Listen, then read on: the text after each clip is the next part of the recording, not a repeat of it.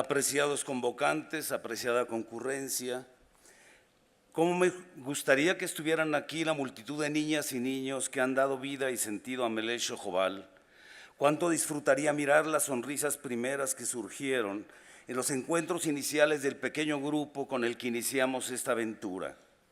Qué sabroso sería poder nombrar a todas y a todos los que han construido nuestra organización, porque en todas esas personas está el mérito de haber abierto nuevos caminos, de haber perseverado en las exigencias del trabajo y en las etapas más difíciles por las que hemos atravesado.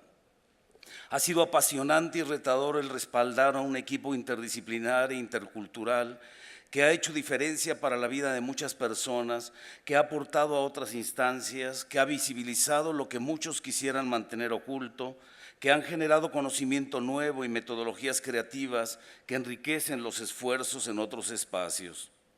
Pero también hay un amplio conjunto de personas e instituciones que han hecho posible la existencia y la subsistencia de Melech Shohobal y que también han visto iluminadas sus vidas, muchas veces a gran distancia, con las vidas dignificadas de tantísimos niños y niñas a lo largo de 18 años que han corrido como ellos. Así que al agradecer a compartir, debo decir también gracias a todas las personas que han querido compartir nuestro camino.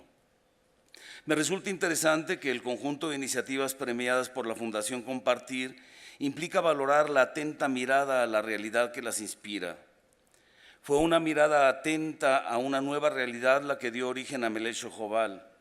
Por siglos la ciudad de San Cristóbal de las Casas, a pesar de honrar en su nombre al gran defensor de los indios, Fray Bartolomé de las Casas, había preservado el síndrome colonial de ser la Chiapa de los españoles, con una exclusión explícita de la población indígena circundante, vista solamente como incómoda servidumbre y mano de obra desechable. En la década de 1970 se inició un proceso de migración forzada hacia la ciudad, causada por conflictos políticos religiosos que se irían complementando por las condiciones de pobreza y marginación a las que estaban sometidas las comunidades indígenas. Fue surgiendo un nuevo sector en la población urbana, niñas y niños indígenas sin contexto cultural, sin opción escolar, dispersos en las calles mientras sus mamás buscaban algunos ingresos por la venta de artesanías o trabajos eventuales de ínfimo ingreso, condiciones de vivienda, vestido, salud, por debajo de lo que su pobreza les permitía cuando vivían en sus comunidades de origen. Miramos esas niñas, esos niños nuevos en la ciudad y resaltaba el contraste con la infancia libre que veíamos en las comunidades rurales. Les veíamos amenazados, frágiles, percibidos como estorbo, maltratados por su rostro y su lengua claramente indígenas, condenados a la marginalidad y a la disolución de su identidad, pero con un potente deseo de vivir y con la herencia de una cultura milenaria que podrían descubrir y desarrollar. Nos vimos llamados a enfrentar esta realidad y entendimos que no podían ser tratados como la infancia urbana mestiza, aunque compartieran en muchos casos su pobreza. La larga experiencia de acompañamiento a los pueblos indígenas nos indicaba la condición indispensable de ir a su encuentro, de preguntarles sus anhelos y necesidades, de conocer sus condiciones de vida y su entorno directo. Y surgió un diálogo fecundo que sigue vivo y nos ha ido transformando para poder acompañar la infancia indígena, ahora también a las y los adolescentes, favoreciendo su desarrollo desde su identidad cultural y acercándonos desde la perspectiva de sus derechos humanos.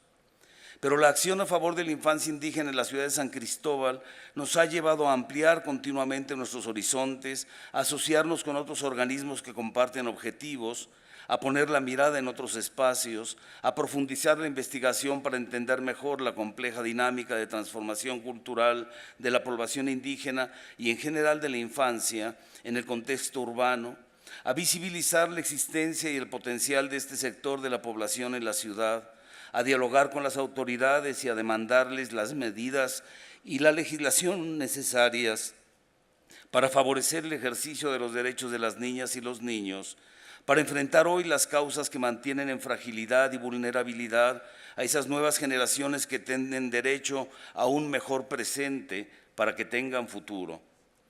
Pero todo esto nos surgen unas preguntas grandes. ¿Por qué es necesaria la existencia y el servicio de Melech Shohobal? ¿Por qué, a pesar de tantos esfuerzos de muchas organizaciones e instituciones, la problemática de la infancia en general crece, se multiplica y diversifica? Sabemos que lo que sucede en San Cristóbal de las Casas, en Chiapas, refleja lo que acontece en todo el país, aunque con características y efectos diversos. Y descubrimos que tal problemática no es una fatalidad necesaria ni un designio de Dios. Es el efecto de condiciones sociopolíticas que generan pobreza y marginación. Es la deficiencia de las políticas públicas que no están diseñadas de acuerdo a la realidad de México. Es la manipulación de los programas que supuestamente deben de tener los efectos, pero sobre todo es que no enfrentan las causas que fracturan el hoy y el mañana de un alto porcentaje de niñas, niños, adolescentes y les condena a un círculo vicioso de pobreza, exclusión, frustración y dependencia, en contraste con el sector privilegiado que se aleja cada vez más por la disposición de todos los medios y recursos concentrados en su favor. Y se hace cada vez más lejano eso de la igualdad de oportunidades para todas y todos.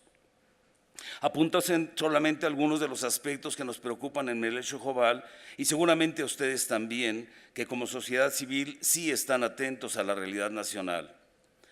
Junto con la Red por los Derechos de la Infancia en México, nos preocupa la iniciativa preferente de Ley General para la Protección de Niñas, Niños y Adolescentes, presentada por el presidente del Senado de la República, porque para su elaboración el Ejecutivo no dialogó con las organizaciones sociales, ciudadanas y ciudadanos, conocedores del tema, ni tampoco se tomó en cuenta la participación de niñas, niños y adolescentes para considerar los aspectos que afectan sus vidas, no solo de quienes necesitan protección especial, sino también de quienes habitan o transitan en el país.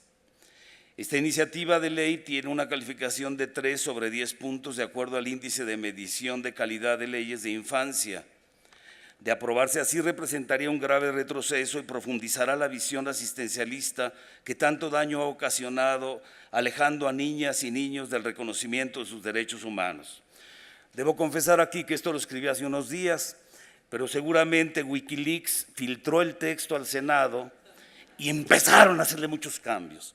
Y el jueves van a hacer una ley, parece que mucho mejor que la iniciativa presentada originalmente.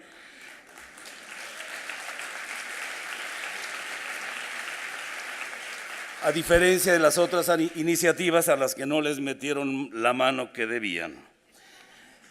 Ya no necesitamos más de lo mismo. Los resultados están a la vista.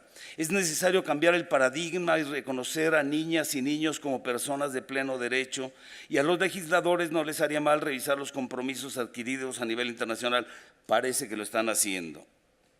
Me parece que podemos aspirar a tener una ley general y un sistema nacional de garantía de los derechos de la infancia y adolescencia que realmente garantice los derechos de cerca de 40 millones de niñas, niños y adolescentes, de los cuales el 53% vive en situación de pobreza.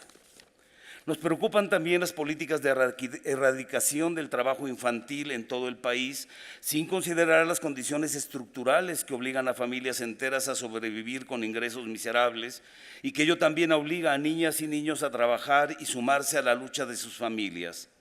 La problemática no es que niñas y niños trabajen, sino las condiciones en que lo hacen y que el Estado no garantice sus derechos. El trabajo proporcional y adecuado puede ser una parte importante en la formación de la personalidad y les prepara mejor para enfrentar las ineludibles dificultades de la vida. Y es necesario revertir la lógica de institucionalización que finge solucionar los problemas metiendo en albergues a quienes el Estado no ha tenido la capacidad de atender.